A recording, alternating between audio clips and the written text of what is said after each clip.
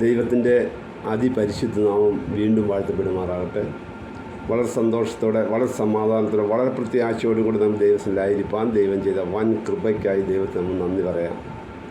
നമ്മുടെ അല്പനേര ചിന്തയ്ക്കായിട്ട് നമുക്ക് 1 പത്രോസിൻ്റെ ലേഖനം 5-ാം അധ്യായം അതിൻ്റെ 10-ാം തിരുവചനം മാത്രം നമുക്കൊന്ന് വായിക്കാം.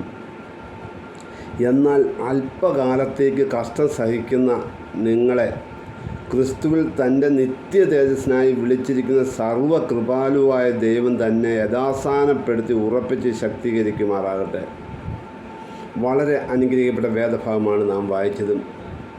പത്രോസിൻ്റെ ലേഖനമെന്ന് നമുക്കറിയാം വളരെ ഈടുറ്റതും ആത്മീയ മർമ്മങ്ങളും വെളിപ്പാടുകളും അടങ്ങിയിരിക്കുന്ന ലേഖനമാണ്. കാരണം പത്രോസ് കർത്താവിൻ്റെ കൂടെ നടന്ന് കർത്താവിനെ തൊട്ടറിഞ്ഞ് അനുഭവിച്ചറിഞ്ഞ് ആ തേജസ് കണ്ട, മഹിമ കണ്ട സാക്ഷിയാണ്.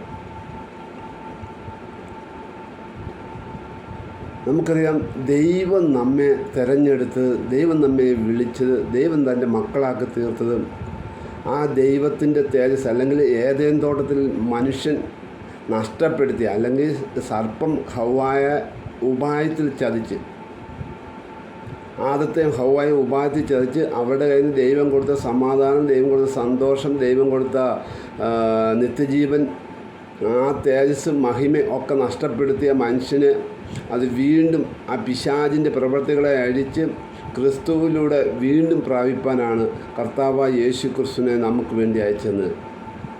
അതിനുവേണ്ടി കർത്താവ് എന്ത് ചെയ്തു? വലിയ കഷ്ടങ്ങൾ അനുഭവിക്കേണ്ടി വന്നു. അവൻ കഷ്ടങ്ങൾ തികഞ്ഞവനായി എന്ന് എബ്രായ ലേഖനം 5-ാം അധ്യായം 8-ാം വാക്ക് നാം വായിക്കുന്നു. പുത്രനെങ്കിലും താൻ അനുഭവിച്ച കഷ്ടങ്ങളെ അനുസരണം പഠിച്ച് തികഞ്ഞവനായി തന്നെ അനുസരിക്കുന്ന ഏവർ നിത്യരക്ഷയുടെ കാരണമായി തീർന്നു. അങ്ങനെ ആ കഷ്ടങ്ങൾ തികഞ്ഞവനായതുകൊണ്ട് എന്ത് പറയുകയാണ്? നമ്മൾ പത്രോസ് പറയുകയാണ്, ക്രിസ്തു നിങ്ങൾക്ക് വേണ്ടി കഷ്ടം അനുഭവിച്ചു, നിങ്ങൾ അവൻ്റെ കാൽപ്പാട് പിന്തുടരുവാൻ ഒരു മാതൃക വെച്ചേച്ച് പോയിരിക്കുന്നുവെന്ന് പത്രോസ് പറയുക. അപ്പം നമുക്കറിയാം, ക്രിസ്തീയ ജീവിതമെന്ന് പറയുന്നത് ഒരു നിസ്സാര അല്ലെങ്കിൽ വളരെ ഈസിയായിട്ട് എടുക്കുന്ന ഒന്നല്ല. വളരെ പല പരീക്ഷകളിലൂടെയാണ് നമ്മൾ ക്രിസ്തീയ ജീവിതം നിറവേറ്റേണ്ടതെന്നും തിരുവചനം വ്യക്തമായിട്ട് നമ്മോട് പറയുന്നു. 2 തെസ്സലോനിക്ക ലേഖനം 2-ാം അധ്യായം അതിൻ്റെ 14-ാം തിരുവചനത്തിൽ വരുമ്പോൾ അവിടെ നാം ഇങ്ങനെ വായിക്കുന്നു: നമ്മുടെ കർത്താവായ യേശു ക്രിസ്തുവിൻ്റെ മഹത്വം, തേജസ്, മഹിമ പ്രാപിപ്പാനല്ലോ ഞങ്ങളുടെ സുവിശേഷ ഘോഷണം നിങ്ങളെ രക്ഷയ്ക്കായി വിളിച്ചിരിക്കുന്നുവെന്ന് പൗലോസ് അവിടെ പറയുന്നത് നമുക്ക് കാണുവാൻ സാധിക്കുന്നുണ്ട്. അപ്പോൾ ആ തേജസ് നമ്മൾ പ്രാപിക്കണേ എന്ത് ചെയ്യണം? ആ കർത്താവ് നമുക്ക് വേണ്ടി കഷ്ടം അനുഭവിച്ചുകൊണ്ട് അവൻ്റെ കാൽപ്പാട് നമ്മെ പിന്തുടരണമെന്ന് തിരുവചനം നമ്മോട് പറയുക. അപ്പസ്തോല പ്രവൃത്തി 14-ാം അധ്യായം 22-ാം തിരുവചനത്തിൽ വരുമ്പോൾ അവിടെ പൗലോസ് താൻ ലൂസ്ട്രയായാലും ഇക്കോന്യായാലും അന്ത്യോക്യയിലൊക്കെ സുവിശേഷം അറിയിച്ച ആ പട്ടണങ്ങളിലൊക്കെ വീണ്ടും കടന്നു വന്നിട്ട് അവരോട് പറയുകയാണ്, നിങ്ങൾ എന്ത് ചെയ്യണം? നിങ്ങൾ വിശ്വാസത്തിൽ നിലനിൽക്കണമെന്നും അനവധി കഷ്ടങ്ങളോട് ദൈവരാജ്യത്തിൽ കടക്കേണ്ടതാകുന്നുവെന്നും അവരെ പ്രബോധിപ്പിച്ച് അവരുടെ മനസ്സുറപ്പിച്ച് പോന്നു. നമുക്കറിയാം, നമ്മൾ വിശ്വാസത്തിൽ വരുവാനും അതിൽ നിലനിൽക്കുവാനുമാണ് നമ്മുടെ ജീവിതത്തിൽ ഏറ്റവും കൂടുതൽ കഷ്ടങ്ങൾ വരുന്നത്. ഇന്ന് വിശ്വാസത്തിൽ വന്നിരിക്കുന്ന അല്ലെങ്കിൽ ദൈവമക്കളായിരിക്കുന്ന അനേകരോട് ചോദിച്ചു കഴിഞ്ഞാൽ അവർക്ക് പറയാൻ ഒരു കാര്യമേ ഉള്ളൂ: ഞങ്ങളുടെ ജീവിതത്തിൽ വലിയ കഷ്ടങ്ങൾ വന്നതുകൊണ്ടാണ്, വലിയ പരീക്ഷകൾ വന്നതുകൊണ്ടാണ് ഞങ്ങൾ യഥാർത്ഥമായി ദൈവത്തെ അറിയുവാനും വിശ്വാസത്തിലേക്ക് വരുവാനും രക്ഷ പ്രാപിപ്പാനും നിത്യജീവനെ കൈവശമാക്കുവാനും കർത്താവിനോട് തിരസ്കരിക്കപ്പെടുവാനുള്ള വാഗ്ദത്തം ലഭിക്കാനും ഇടയായിത്തീർന്നു എന്ന് പറയാനിടയായിത്തീർന്നു. ഞാൻ ഉൾപ്പെടെ അനേകർ. നമുക്കറിയാം, ഒരു വിശ്വാസിയുടെ ജീവിതത്തിൽ അല്ലെങ്കിൽ ദൈവഭയൻ്റെ ജീവിതത്തിൽ വരുന്ന 2 കഷ്ടങ്ങളാണ്. ഒരു കഷ്ടമെന്ന് പറയുന്നത് നമ്മൾ ദൈവം തന്ന താലന്തുകൾ, ദൈവം തരുന്ന കൃപകൾ, ദൈവം തരുന്ന വസ്തുവകൾ, ദൈവം തരുന്ന ബുദ്ധി, ജ്ഞാനം, അറിവ്, സ്ഥാനമാനങ്ങളൊക്കെ അല്ലെങ്കിൽ ഭവനങ്ങളും ഒക്കെ നമ്മളെന്ത് ചെയ്യും? നമ്മൾ ദൈവഹിതമില്ലാതെ, ദൈവത്തിൻ്റെ ആലോചനയില്ലാതെ, ദൈവത്തിൻ്റെ ഇഷ്ടമില്ലാതെ നമ്മുടെ അഹംഭാവം കൊണ്ട്, അല്ലെ നാം വിശ്വാസത്തിൽ വന്ന് ഞാൻ ദൈവത്തിൻ്റെ സേവിക്കുന്നതിന് അതുകൊണ്ട് ഞാൻ ചെയ്യുന്നതൊക്കെ ദൈവം നോക്കിക്കൊള്ളുമെന്നും, അല്ല എൻ്റെ വന്ന കാര്യങ്ങളൊക്കെ ദൈവം പരിഹരിച്ചു കൊള്ളുമെന്നുള്ള ആ ഒരു മനോവിചാരത്തോടുകൂടി, ആ ഒരു ചിന്തയോടുകൂടി നമ്മൾ ചില കാര്യങ്ങൾക്ക് എടുത്തു ചാടും. അത് നമ്മുടെ ജീവിതത്തിൽ വലിയ കഷ്ടമായിത്തീരും. കാരണം എന്താ? അത് ദൈവഹിതമല്ലാത്തത് കൊണ്ടാണ്. എന്നാൽ അത് നമുക്ക് പഴയ ഉടമ്പടിയൊക്കെ പഠിക്കുമ്പോൾ അനേകരെ നമുക്ക് മനസ്സിലാക്കുവാൻ സാധിക്കും. അത് തന്നെയല്ല നമ്മുടെ ജീവിതത്തിൽ വിശ്വാസികളായിരിക്കുന്ന അനേകരെക്കുറിച്ച് പഠിക്കുമ്പോഴും ഇതൊക്കെ നമുക്ക് മനസ്സിലാക്കുവാൻ സാധിക്കും. അനേകർ വിശ്വാസം വിട്ടുഴഞ്ഞു പോകാൻ, അല്ല വിശ്വാസത്തിന് താളടിയായി പോകാനൊക്കെ ഇടയായി തീർന്ന കാരണം അതാണ്. രണ്ടാമതായിട്ട് നമ്മുടെ ജീവിതത്തിൽ വരുന്ന കഷ്ടത എന്ന് പറയുന്നത് എന്താണ്? ദൈവം അനുവദിച്ചിട്ട് നമ്മുടെ ജീവിതത്തിൽ ചില കഷ്ടങ്ങൾ വരും. അതെന്തിനു വേണ്ടിയാണ്? ദൈവം നമ്മെ തകർത്ത് കളയാനോ ഇല്ലാതാക്കി കളയാനോ അല്ല, നമ്മെ പൊന്നുപോലെ അല്ലെ തേജസ് പ്രാപിച്ച കർത്താവിനെ പോലെ തേജസ്സുള്ളവരായി തീരുവാൻ വേണ്ടി, അല്ലെ യജമാനന് പ്രയോജനമുള്ള മാനപാത്രമാക്കി തീർക്കുവാൻ വേണ്ടി, അല്ലെ നമ്മെ ഒരു ദൈവത്തിന് പ്രയോജനമുള്ള സ്ട്രോങ് ക്യാരക്ടറാക്കുവാൻ വേണ്ടി, അല്ലെങ്കിൽ നമ്മൾ ഇയ്യോബിൻ്റെ ജീവിതവും യോസേഫിൻ്റെ ജീവിതമൊക്കെ പഠിക്കുന്നത് എന്താണ്? അവർ വലിയ കഷ്ടങ്ങളിലൂടെ കടന്നുപോയി. അത് എന്തിനു വേണ്ടിയാണ്? അനേകർക്ക് സാക്ഷിയായി തീരുവാനും ആണ്. ഈ പുസ്തകം ഉള്ളിടത്തോളം കാലം, അല്ല ഇയ്യോബിൻ്റെ പുസ്തകം ഉള്ളിടത്തോളം കാലം അത് വായിക്കുന്ന എല്ലാവർക്കും എന്ത് ചെയ്യും? കഷ്ടങ്ങളിലൂടെ കടന്നു പോകുന്നവർക്ക് ഒരു ആശ്വാസമായിട്ട്, അല്ലെങ്കിൽ അനേക സാക്ഷികളായിട്ട് ഇയ്യോബിനെ നമുക്ക് കാണുവാൻ സാധിക്കും. അതുപോലെ തന്നെ ജോസേഫിൻ്റെ ജീവിതത്തിൽ ദർശനം ലഭിച്ചു കഴിഞ്ഞപ്പം, ദൈവം തിരഞ്ഞെടുത്ത് കഴിഞ്ഞപ്പോൾ എന്ത് ചെയ്തു? അവിടെ ഭവനത്തിൽ നിന്ന് കഷ്ടത ആരംഭിച്ചു. യാക്കോബ് ചോദിക്കുകയാണ്, യാക്കോബും യോസേഫിനോട് ചോദിക്കും, ഞാനും അമ്മയും നിൻ്റെ സഹോദരന്മാർ നിന്നെ സാഷ്ടാംഗം വീണ് നമസ്കരിക്കണമോ എന്ന് ചോദിക്കാനിടയായിരുന്നു. അത് സഹോദരന്മാർക്കൊരു പ്രചോദനമായി സഹോദരന്മാരെ അന്വേഷിച്ച് യോസേഫിൻ്റെ നിലയങ്കി അവർ ഊരിയെടുത്ത് അവനെ പൊട്ടക്കുഴിയിലിട്ടു. അവിടുന്ന് വലിയ ഇതിനെ അടിമയായി പോകേണ്ടി വന്നു. പോത്തിഫേറിൻ്റെ ഭവനത്തിൽ വലിയ കഷ്ടത അനുഭവിച്ചു, കാരാഗ്രഹത്തിൽ വലിയ കഷ്ടങ്ങൾ അനുഭവിക്കാനിടയായി തീർന്നു. എന്തിനു വേണ്ടിയാണ്? തൻ്റെ ചാർച്ചക്കാരായിരിക്കുന്ന, തൻ്റെ സഹോദരന്മാരായിരിക്കുന്ന, അല്ലെ തൻ്റെ അപ്പനെയും അമ്മയും ഒക്കെ ആയിരിക്കുന്നവരെ എന്ത് ചെയ്യണം? അവരെ നിലനിർത്തുവാനും അവരെ വളർത്തിയെടുക്കുവാൻ വേണ്ടി ഫറവോൻ്റെ രണ്ടാമനായിട്ട് ജോസഫിനെ മാറ്റുവാൻ വേണ്ടിയായിരുന്നു. നമ്മുടെ ജീവിതത്തിലും ദൈവം കൊണ്ടുവരുന്ന കഷ്ടം അങ്ങനെയാണ്. നമ്മൾ യഥാർത്ഥമായി ദൈവത്തെ അറിയുവാൻ വേണ്ടി, അല്ല ദൈവത്തിന് പ്രയോജനമുള്ളവനായി തീരുവാൻ വേണ്ടിയാണ്. യാക്കോബിൻ്റെ ലേഖനം 1-ാം അധ്യായം അതിൻ്റെ 12-ാം തിരുവനന്തപുരം വരുമ്പോൾ നമ്മൾ ഇങ്ങനെ വായിക്കുന്നു: പരീക്ഷ സഹിക്കുന്ന മനുഷ്യൻ ഭാഗ്യവാൻ, അവൻ കൊള്ളാവുന്നവനായി തെളിഞ്ഞ ശേഷം ദൈവം തന്നെ സ്നേഹിക്കുന്നവർ വാഗ്ദത്ത ജീവകിരീടം പ്രാപിക്കും. എന്ന് വെച്ചാൽ എന്താണ്? പരീക്ഷ സഹിക്കുന്ന മനുഷ്യൻ ഭാഗ്യവാൻ, അവൻ കൊള്ളാവുന്നവനായി തെളിയുക. എന്തായി കൊള്ളാവുന്നവനായി തെളിയുക എന്ന് പറഞ്ഞാൽ, മുള്ളും പറക്കാരെയും മുളയ്ക്കുന്ന അവസ്ഥയിൽ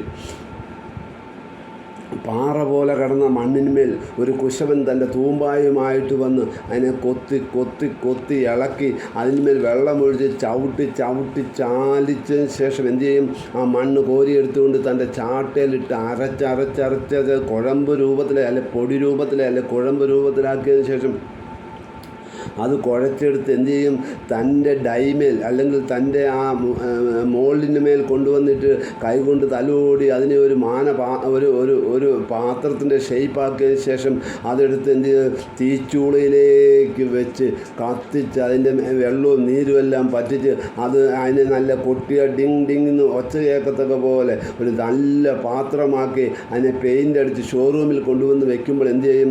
വിലമതിക്കാൻ പറ്റാത്ത, അല്ലെങ്കിൽ വലിയ ബിസിനസ്സുകാർ, അല്ലെ മറ്റുള്ള സമ്പന്നന്മാർ വന്നിട്ട് എന്ത് ചെയ്യും? ഈ പാത്രത്തിന് പറയുന്ന വിലയ്ക്ക് മേടിച്ചുകൊണ്ടേ പോവുക. കാരണം എന്താ? ആ പാത്രത്തെ ഒരു മാനപാത്രമായി, അല്ലെങ്കിൽ വളരെ വിലമതിക്കുന്ന ഒരു പാത്രമായി തീരുവാൻ വേണ്ടിയായിരുന്നു വലിയ കഷ്ടങ്ങളിലൂടെ കടന്നു പോയത്. ഈ കുശവം വന്ന് ഈ മണ്ണിന്മേൽ കിളയ്ക്കുമ്പോഴും, ഇതിനെ ചവിട്ടി കുഴയ്ക്കുമ്പോഴും, അതിനെ ചാട്ടയിൽ കൊണ്ടിട്ട് അരയ്ക്കുമ്പോഴും, അതിനുശേഷം ഈ തീച്ചൂളയിലിട്ട് വേവിക്കുമ്പോഴൊക്കെ ഈ മണ്ണെന്തിയ യജമാനനെ വിളിച്ച് കരയുക. എന്തിനാ യജമാനെ എന്നെ ഇങ്ങനെ എന്നെ ഇങ്ങനെ കൊത്തുന്നത്? എന്തിനാണ് ഇങ്ങനെ ചവിട്ടി ചാലിക്കുന്നത്? എന്തിനാണ് എന്നെ ഇങ്ങനെ ചാട്ടയിലിട്ട് അരയ്ക്കുന്നത്? എന്തിനാണ് എന്നെ ഇങ്ങനെ വേദനിപ്പിക്കുന്നത് എന്നൊക്കെ ഈ മണ്ണ് ഈ കുശവനോട് ചോദിക്കും. എന്നാൽ ഈ കുശവൻ ഒരക്ഷരവും മിണ്ടുന്നില്ല. കാരണം എന്താ? നമ്മൾ യെശയ്യാ പ്രവചന പുസ്തകം 55-ാം അധ്യായം അതിൻ്റെ 8, 9 തിരുവചനത്തിൽ വരും. അവിടെ നാം ഇങ്ങനെ വായിക്കുന്നത്, എൻ്റെ വിചാരങ്ങൾ നിങ്ങളുടെ വിചാരങ്ങളല്ല, നിങ്ങളുടെ വഴികൾ എൻ്റെ വഴികളിലും അല്ല എന്ന് യഹോവ അരുളിച്ചെയ്യുന്നു. ആകാശം ഭൂമിക്ക് മീതെ ഉയർന്നിരിക്കുന്നത് പോലെ എൻ്റെ വഴികൾ നിങ്ങളുടെ വഴികളിലും എൻ്റെ വിചാരങ്ങൾ നിങ്ങളുടെ നിങ്ങളുടെ വിചാരങ്ങളിലും ഉയർന്നിരിക്കുന്നു എന്ന് അവിടെ യഹോവയുടെ അരുളപ്പാട്.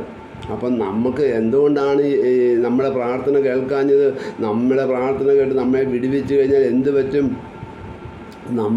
നമുക്കൊരു പ്രയോജനമുള്ളവനായി തീരാൻ പറ്റില്ല. കർത്താവായ യേശുക്രിസ്തു പിതാവിനോട് നിലവിളിച്ച് കഴിയുമെങ്കിൽ ഈ പാനപാത്രം എങ്കിൽ നീക്കിക്കളയണമെന്ന് അപേക്ഷിച്ചു. പിതാവിന് വേണമെങ്കിൽ ഈ പുത്രനെ വിടുവിക്കാമായിരുന്നു. പക്ഷേ ആ പുത്രൻ്റെ പ്രാർത്ഥന കേട്ട് വിടുവിച്ചാൽ എന്ത് പറ്റും? മനുഷ്യവർഗത്തിന് രക്ഷ ഒരിക്കലും നേടുവാൻ, അല്ല മനുഷ്യവർഗത്തിൻ്റെ വീണ്ടെടുപ്പ് ഒരിക്കലും ഉണ്ടാകുവാൻ ഇടയായില്ല. അതുകൊണ്ടാണ് പുത്രന് വേണ്ടി തൻ്റെ മുഖം മറച്ചത്. എൻ്റെ പുത്രനെ ആദരിക്കാതെ നമ്മൾ കൊണ്ട് ഏൽപ്പിച്ചു എന്നൊന്ന് തിരുവചനം പറയുന്നത്.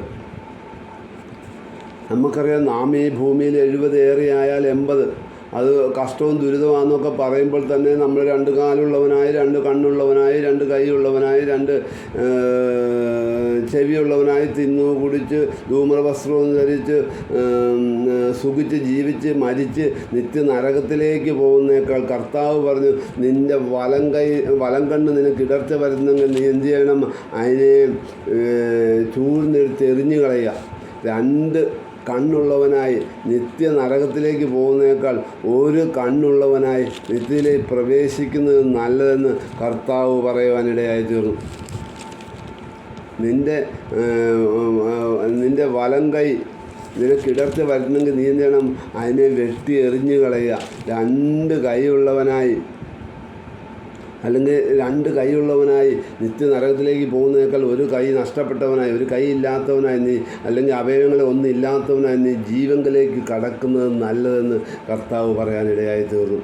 പണ്ട് മാതാപിതാക്കൾ പറയും, ഒരു നക്കിത്തീറ്റ കൊണ്ട് പല മുക്കിത്തീറ്റ നിന്ന് പോയി എന്നൊക്കെ പറയുന്നത് പോലെ നമ്മുടെ 70 80 കാലത്തെ തിന്നുകൂടി നരകത്തിലേക്ക് പോകുന്നേക്കാൾ കോടാനുകോടി വർഷം ദൈവത്തോട്, അല്ല അന്തമില്ലാക്കാലം ദൈവത്തോട് വസിക്കണമെങ്കിൽ എന്ത് വേണം? നമ്മൾ യഥാസ്ഥാനപ്പെട്ട് ആ വചനപ്രകാരം ജീവിച്ച് അനവധി കഷ്ടങ്ങളിലൂടെ ദൈവരാജ്യത്ത് കടക്കേണ്ടതാകും. നമ്മൾ റോമാലേഖനം 8-ാം അധ്യായം 18-ാം തിരുവചനത്തിൽ വരുമ്പോൾ അവിടെ വിശുദ്ധ പൗലോസ് പറയുകയാണ്, നമ്മിൽ വെളിപ്പെടുവാനുള്ള തേജസ് വിചാരിച്ചാൽ ഈ കാലത്തിലെ കഷ്ടങ്ങൾ സാരമില്ല എന്ന് ഞാൻ എണ്ണുന്നു എന്ന് പൗലോസ് പറയുക. റോമാലേഖനം 5-ാം അധ്യായം 3-ാം തിരുവചനത്തിൽ വരുമ്പോൾ അവിടെ നമ്മൾ വായിക്കുന്നത്, കഷ്ടത സഹിഷ്ണുതയും സിദ്ധത പ്രത്യാശ ഉളവാക്കുന്നുവെന്ന് ഓർത്ത് കഷ്ടങ്ങളിൽ പ്രശംസിക്കുന്നു എന്ന് അവിടെയും പൗലോസ് പറയുന്നത് നമുക്ക് കാണുവാൻ സാധിക്കുന്നുണ്ട്. വീണ്ടും കർത്താവ് തൻ്റെ ഗിരിപ്രഭാഷണത്തിൽ പറയാനിടയായ മത്തായി സുവിശേഷത്തിലെ 7-ാം അധ്യായം 23-ാം തിരുവചനത്തിൽ വരുമ്പോൾ അവിടെ നമുക്ക് ഇങ്ങനെ വായിക്കുവാൻ സാധിക്കും, ഇടുക്കുവാതിലൂടെ അകത്ത് കടപ്പിൻ. നാശത്തിലേക്ക് പോകുന്ന വാതിൽ വീതിയുള്ളതും വഴി വിശാലവും അതിൽ കൂടി കടക്കുന്നവർ അനേകരും ആവുന്നു. ജീവങ്കിലേക്ക് പോകുന്ന വാതിൽ ഇടുക്കവും വഴി ഞെരുക്കവുമുള്ളത് അത് കണ്ടെത്തുന്നത് ചുരുക്കമത്രേ. അപ്പം പേര് ക്രിസ്ത്യാനി എന്നും അല്ലെങ്കിൽ ദൈവ പൈതലെന്നൊക്കെ ആണെങ്കിലും ലോകം ജഡം പ്രകാരം ജീവിച്ച് അല്ലെങ്കിൽ വേർപാട് അനുഷ്ഠിക്കാതെ ജീവിച്ചു കഴിഞ്ഞാൽ എന്ത് പറ്റും? അത് നിത്യ നരകത്തിലേക്ക് പോകും. അതിലെ പോണവർ അനേകരാണ്. എന്നാൽ ജീവങ്കിലേക്ക് പോകുന്നവർ ആ വഴി കണ്ടെത്തുന്നത് ചുരുക്കമത്രേ. കാരണം എന്താ? ആ വഴി ഇടുങ്ങിയതും വാതിൽ ചുരുങ്ങിയതുമാണ്. അത് കണ്ടെത്തുന്നവർ ചുരുക്കം. അതുകൊണ്ട് കർത്താവ് പറയുകയാണ്, നിങ്ങൾ എന്ത് ചെയ്യണം? ഇടുക്കുവാതിലൂടെ നമ്മൾ ഞെരുക്കങ്ങളിലൂടെ ഒക്കെ കടന്ന് എന്ത് ചെയ്യണം? നമ്മളെ കുറുബകളെയൊക്കെ മാറ്റി നമ്മൾ പൊന്നുപോലെ പുറത്ത് വന്ന് തേജസ്മയ അതേ പ്രതിമയായി തീരുവാനിടയായിത്തീരും. അതുകൊണ്ടാണ് പത്രോസ് പറയുന്നത്, അല്പകാലത്തേക്ക് കഷ്ടം സഹിക്കുന്നവരായ നിങ്ങളെ ക്രിസ്തുവിൽ തൻ്റെ നിത്യ തേജസ്സായി വിളിച്ചിരുന്ന സർവ്വകൃപാലുവായ ദൈവം നിങ്ങളെ യഥാസ്ഥാനപ്പെടുത്തി ഉറപ്പിച്ച് ശക്തീകരിക്കട്ടെ എന്നും.